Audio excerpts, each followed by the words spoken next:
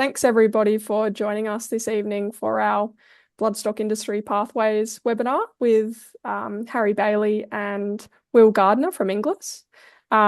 Just a few little points to make before we kick off this evening. We will be recording this evening's webinar and reposting it to YouTube later on if you want to rewatch it or people can't make it tonight.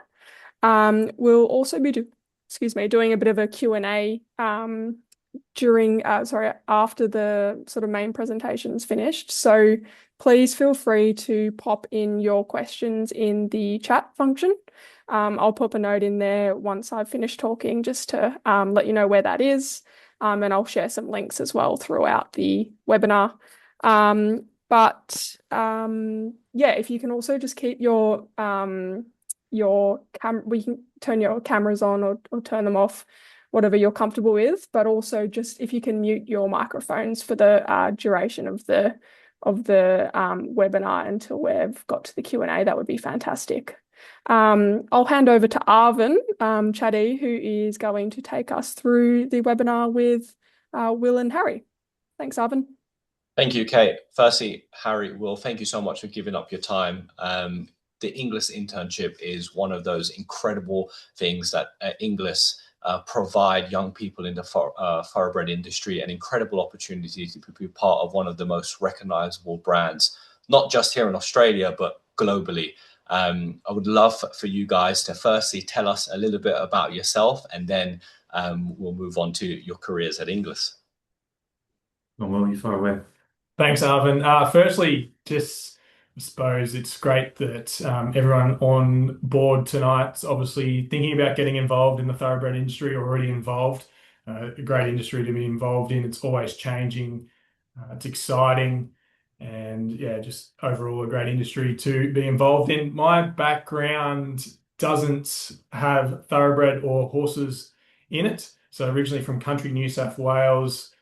I was lucky enough to attend school in Sydney for a couple of years at the end of my schooling, and then attended Armidale Uni. And at the end of doing a Bachelor of Ag and Business degree, sort of up in the air about what I wanted to do.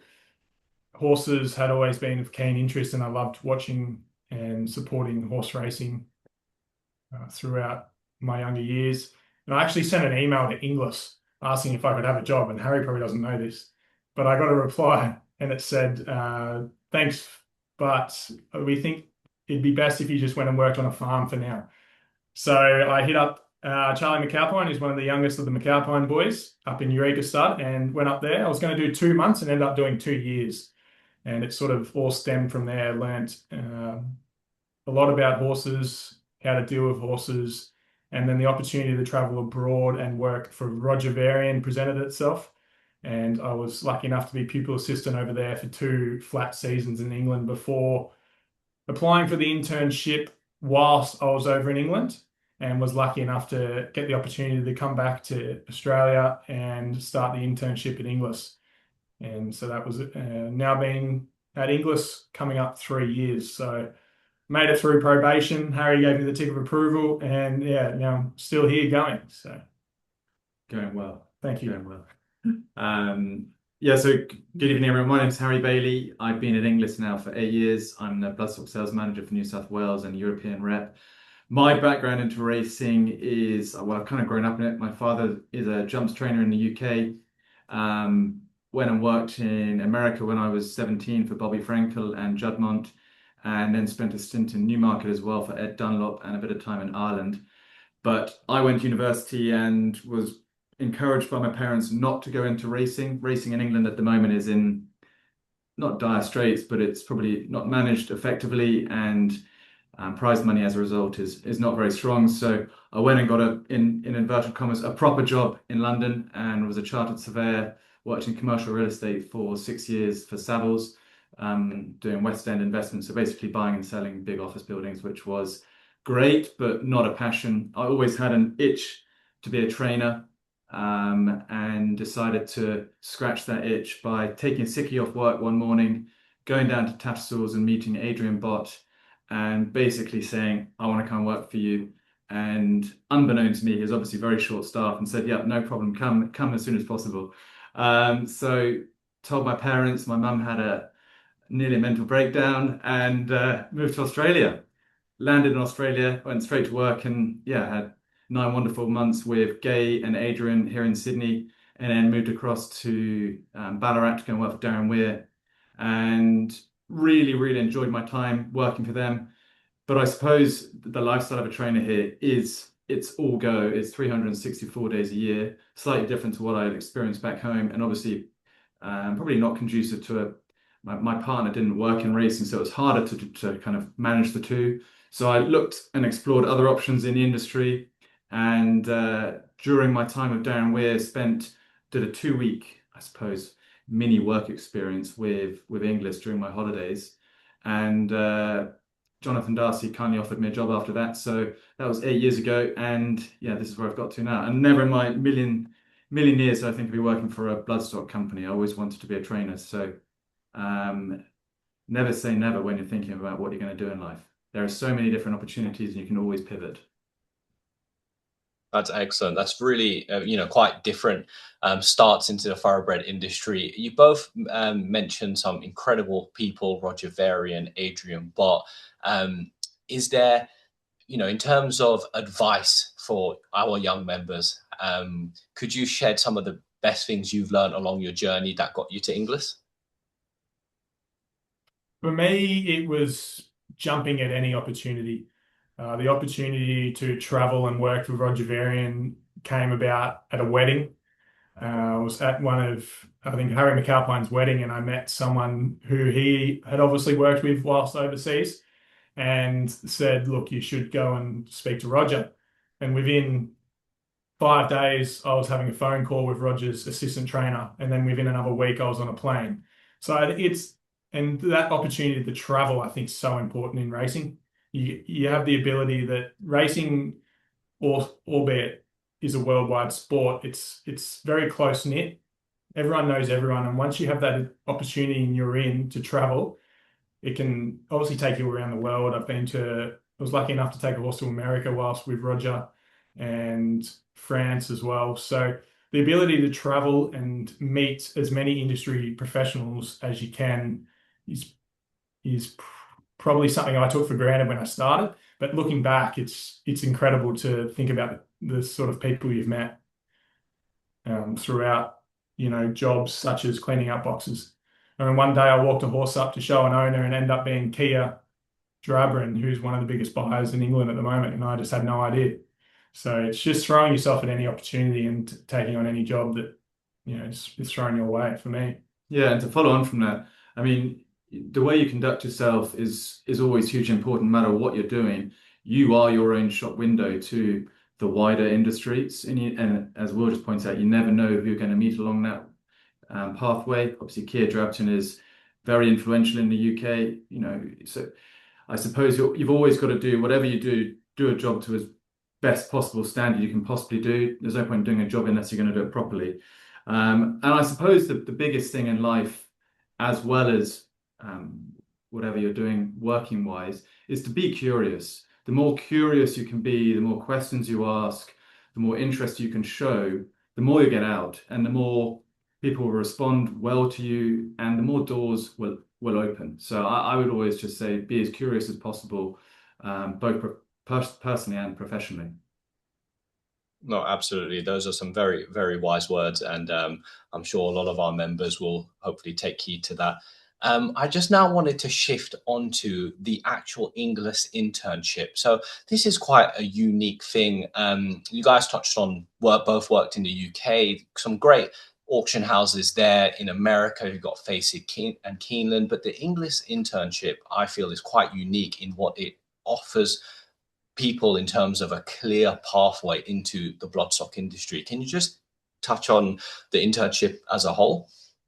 Yeah, well, you might as well start. You've been on it, so you can give a better analysis. So yeah, I did it about 3 years ago, and there's many industry professionals that have also gone through the Inglis internship. Our Victorian rep, James Price, did it, and he's obviously worked his way up in and out of Inglis, but now at Inglis as Victorian rep. James Mitchell, Peter Toomey of Wattle Bloodstock, Obviously Matt Scown, who now runs Yarraman Park alongside the Mitchells. And so it's been a good stepping stone for a lot of senior managers in any role within the industry. So it's 12 months paid internship. I've gained experience not only of the Bloodstock, working alongside some industry professionals that are very much well respected within the industry. Started when Jonathan Darcy was still here, who's now taken over a role with AgriFutures with Caitlin, and the ability to also step into marketing, also the digital platform, which now turns over just under 100 million a year on our Inglis digital platform, and then also working alongside the rural property team. And we mightn't do a large stint in rural property, but it's always interesting because property obviously comes with horses. Horses are grown on property, and property is very important.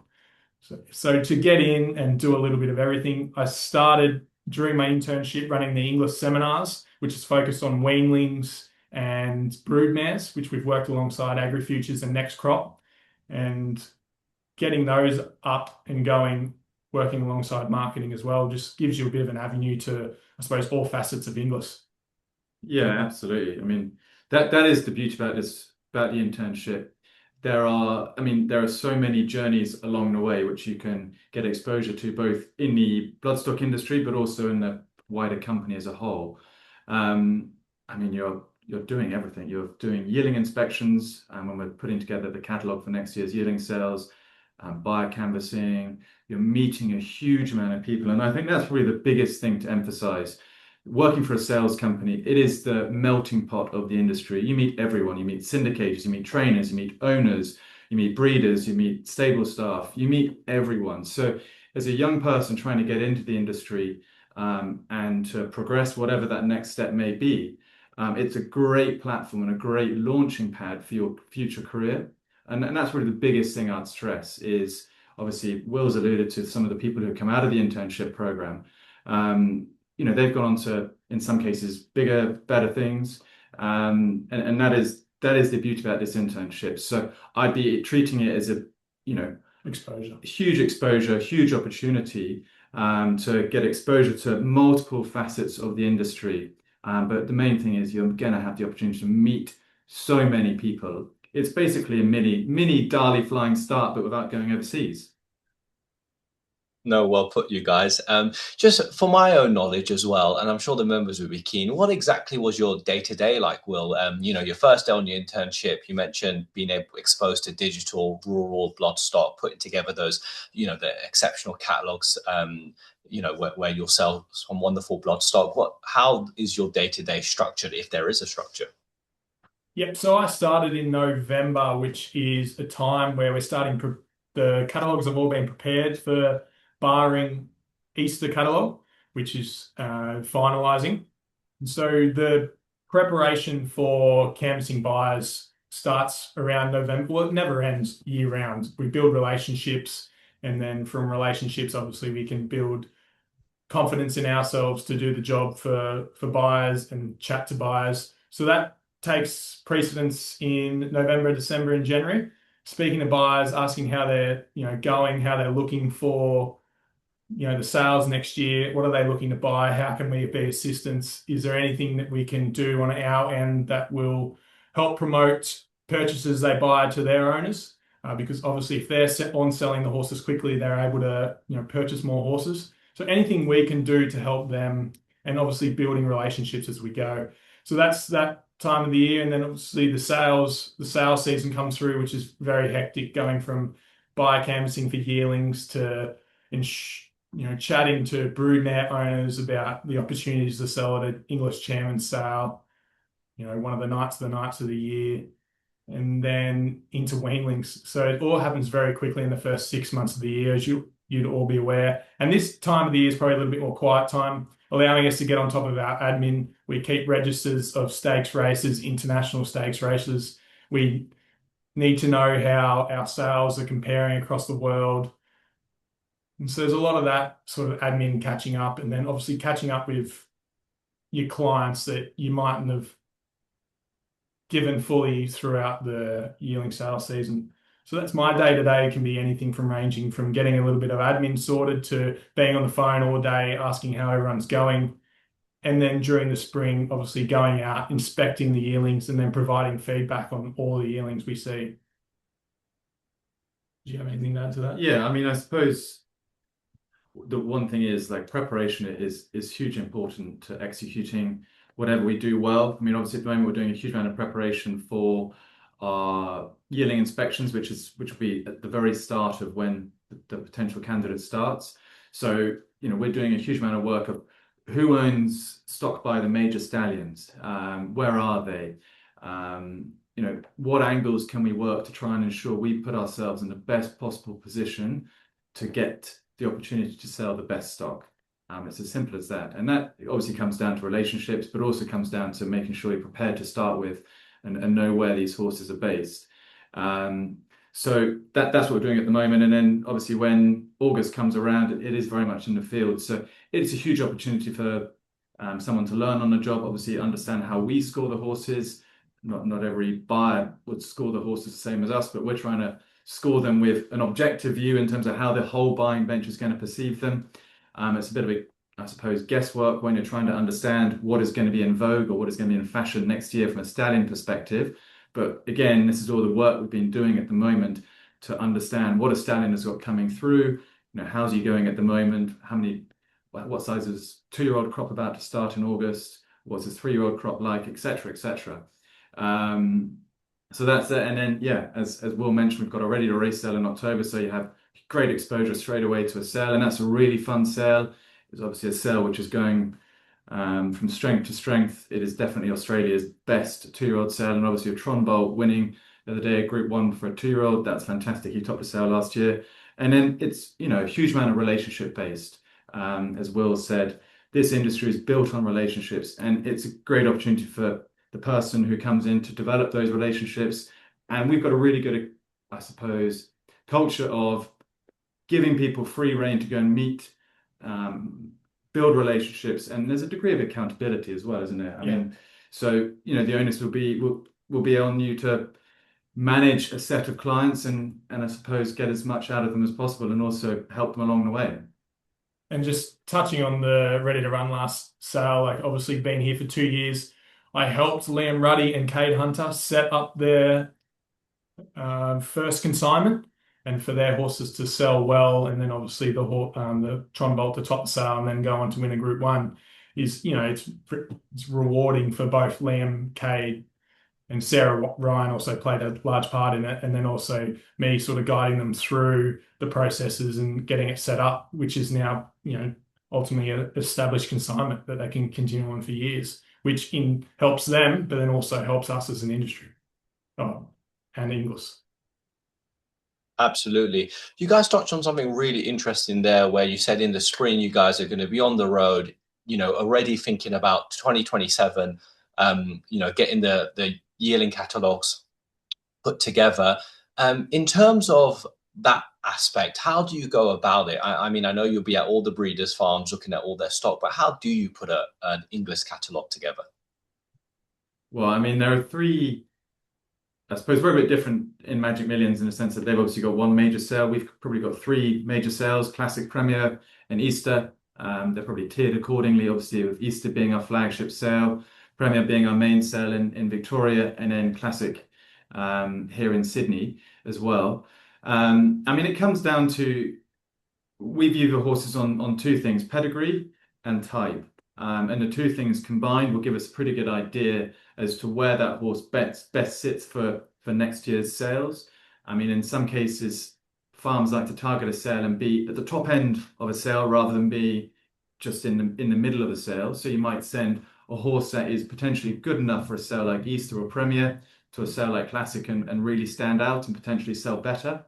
So yeah, when we're choosing these horses, we're trying to work out how that pedigree reads, how the stallion is going to be perceived next year, what updates are going to be in the pedigree as you mean a current pedigree, and then most importantly as well, what the horse is like physically. As you'll know, Arvin, type is very, very prevalent. And pedigree probably tells you how much you've got to pay for a yearling, but type is is whether the person's going to fall in love and bid on a horse to start with. So that's really important. And yeah, we work with the breeders throughout the spring to kind of guide them as to where their horse sits relative to everything else we've seen. And we've got a huge database. We'd inspect over 6,000 yearlings in that, I suppose it's 8 to 10 week process, and it's all on our database, and we essentially rate every pedigree and rate every horse. Excellent. And just as part of the internship, that is something the lucky applicant is going to get exposure to, going on the road with you guys and inspecting stock. Yeah, definitely. They'll dive. Like, I think they're expected to start working. So it'll be end of July, beginning of August. Yeah. So they'll have a week in the office before we head out. Diving straight into it. So yeah, it'll be fun, and they'll learn a lot very quickly. No, absolutely. Like you guys say, you only learn by doing. So that sounds like a wonderful opportunity and a great learning exposure. Just with thinking about the next generation, thinking about our younger members, potential applicants to the Inglis internship, have you guys got any advice that has helped you to get to where you are within Inglis that they could possibly follow and hopefully help them on their journey in the thoroughbred industry? I mean, I'd go back to what Will said. I mean, the more you can do in terms of having exposure to as many different facets of the industry, the better, because you never know where you're going to end up longer term.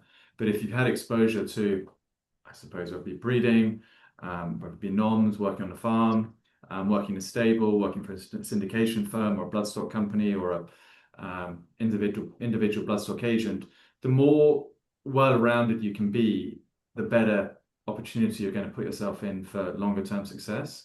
And I think that's the key. Just get as much exposure as you possibly can in as many different facets of the industry as possible.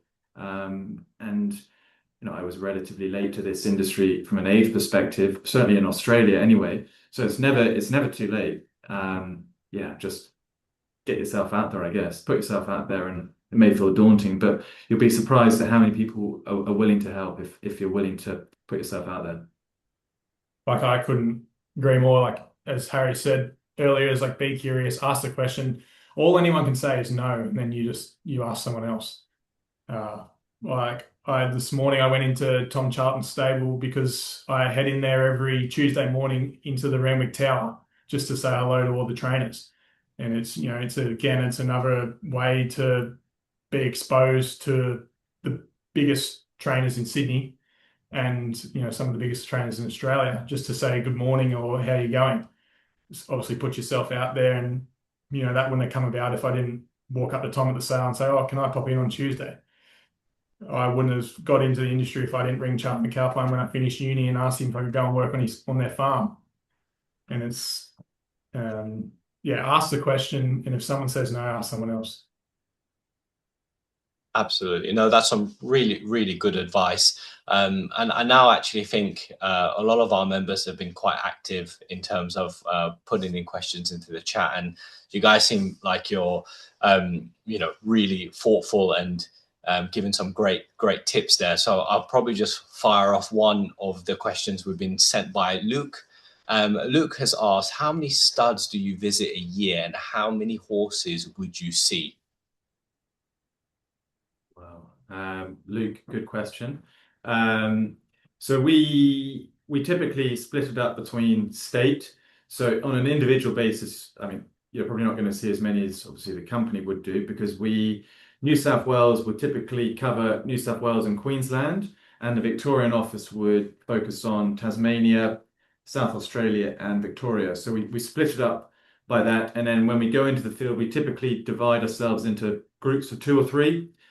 It's always important to have, especially when you're going to bigger farms, to have 2 or 3 of you, because very hard to stay focused and, I suppose, inspect a horse and give it its full merits and full focus when you're looking at, let's say, 150 yearlings at, say, Arrowfield or Widden. So you need to have two or 3 of you minimum when you're looking at those horses. So like we would look at every single farm well, wherever there's a horse, even small breeders who've got one. I mean, I couldn't tell you how many farms. I'd say a bit close to like 300-400. Yeah. But yeah, we'd be looking north of 6,000 yearlings. And providing individual feedback on every single yearling we look at.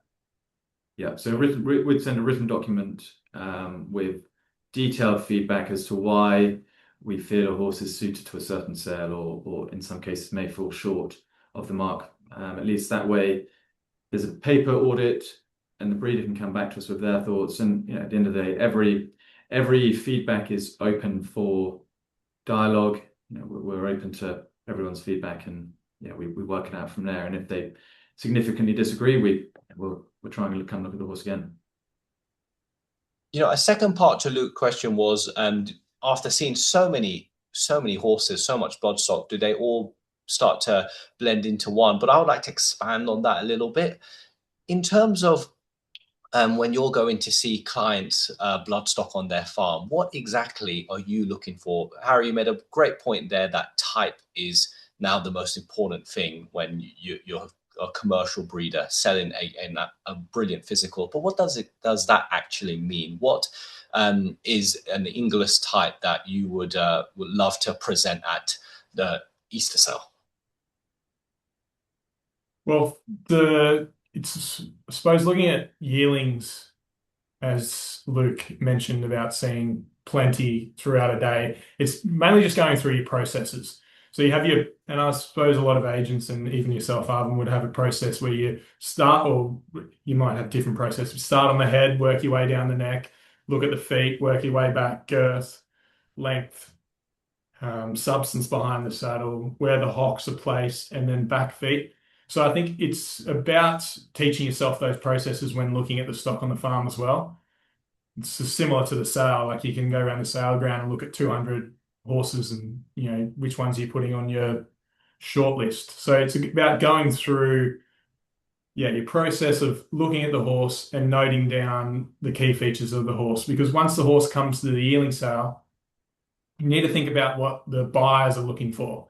So they're going to want, in some cases, a cookie cutter horse, and that's not always applicable. So you're looking at the front legs, how it runs through the knee, pastern angles, where the hocks sit, and you're basically scoring it based on those, and then obviously substance and the way it moves, size, bone, and there's a lot of factors that go through it. You just need to run through that process when looking at horses, and that's why it's so important to take 3 or 4 people, because you take an average. If it's just one person looking at a horse and they get a horse wrong, then all of a sudden Inglis may have lost out on, a yearling that's gone to the Magic Millions and made 500,000 because we didn't have enough people looking at it. So your processes are important. And there was more to the question, bit of. Well, I mean, you mentioned, Luke, do they all merge into one? If you see a good horse, you remember it immediately. The good horses always stand out. I mean, I remember Rusty being on the phone after he's coming back from, I think it was up in Queensland, when he'd seen the Extreme Choice Pretty Brazen, and he was just like, we have got to get this horse. And fair play to him, made a very good pitch to Linda Huddy, and the rest is history. Obviously, made a fortune at Easter, and that's where horses can make dreams come true. So yeah, they definitely, the good ones stand out. And then I suppose from a sales company, look, it kind of depends on what the horses buy. Obviously, stallions typically produce, or they would have a certain type of horse they produce. But I would say one common denominator with sell ring success, assuming a horse vets from an X-ray and scope perspective well, is action. If a horse moves well, they'll sell for a premium. They really do. People fall in love with a horse's movement. Obviously in Australia, we like a shorter coupled, strong, well-balanced horse, plenty of strength and substance. In Europe, you get more lighter boned horses, which typically do move very well as well. They're probably a bit more feminine and more refined. But here they like a bit more grunt, more of that colonial speed, but action really does sell. And back to the part of your question where you ask about what makes I suppose, an Easter horse. We look at all the horses from a conformational base, and 90% of the time we haven't looked at the pedigree.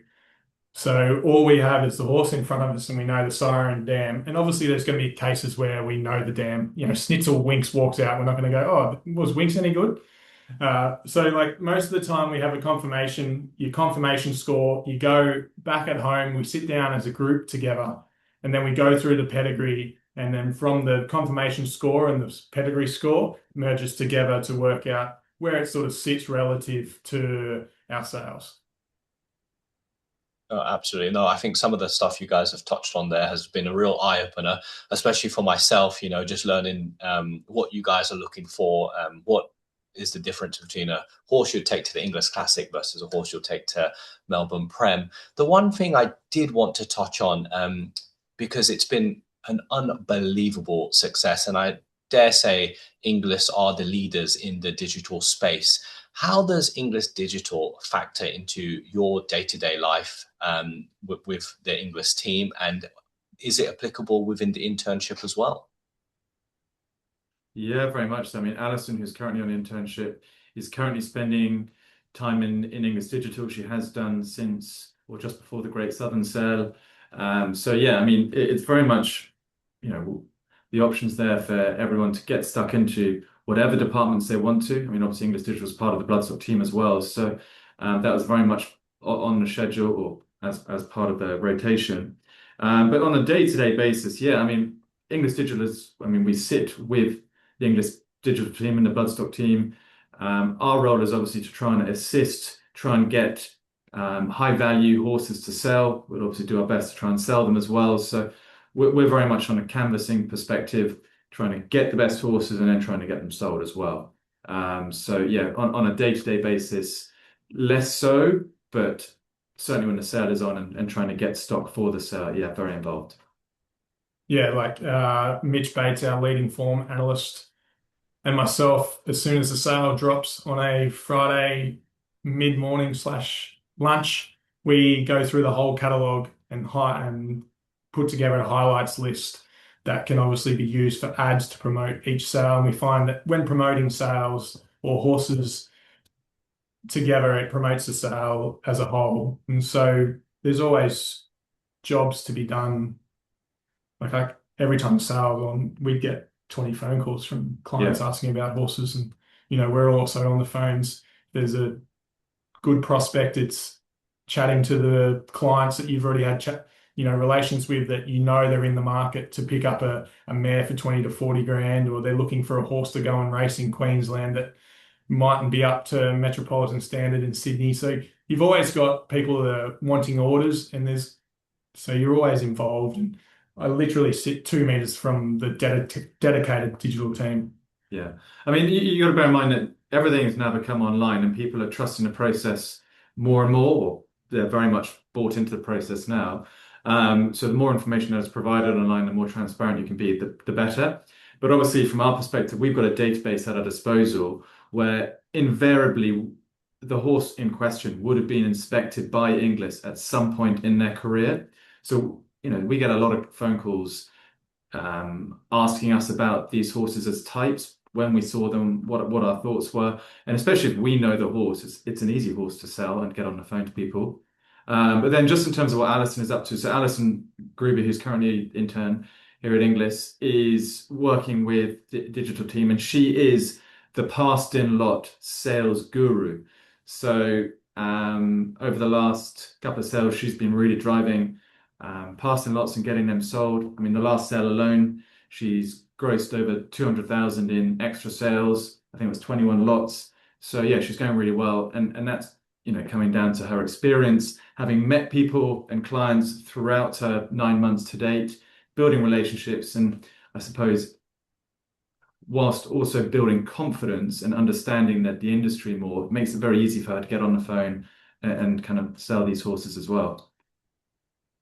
Oh, excellent. It sounds like the internship really lets you get really stuck in and gives you the opportunity to get your face in front of clients and hopefully and possibly sell some lovely bloodstock. You guys, I just really wanted to thank you for giving up your time. I think it's really important to remind our members that applications for the Inglis internship do close on Friday. So make sure you get your applications in, because this is an opportunity that it's unprecedented and should not be missed. I'd like to really thank Harry and Will for giving up their evening to take us through what is an amazing opportunity to join the Inglis team. And I encourage anyone who hasn't done so to subscribe to TBA Next Crop. Harry, Will, thank you very much for giving up your time. Thanks, Arvin. Thanks, Kaylin. And thanks, everyone. Thanks, everyone. Bye-bye. If anyone wants to give me a call, happy to have my number. It's on the Inglis website. Obviously, I did the internship a couple of years ago and still here. And obviously, it's led to good opportunities. So, yeah, if anyone wants to give me a call, I'm more than happy to take one. You would be as well, wouldn't you? Absolutely. Yeah. Cheers, guys. Very generous. And I'm sure many people will jump at that opportunity to touch base with you guys. Thanks again. All right. Thanks, everyone. Thank you.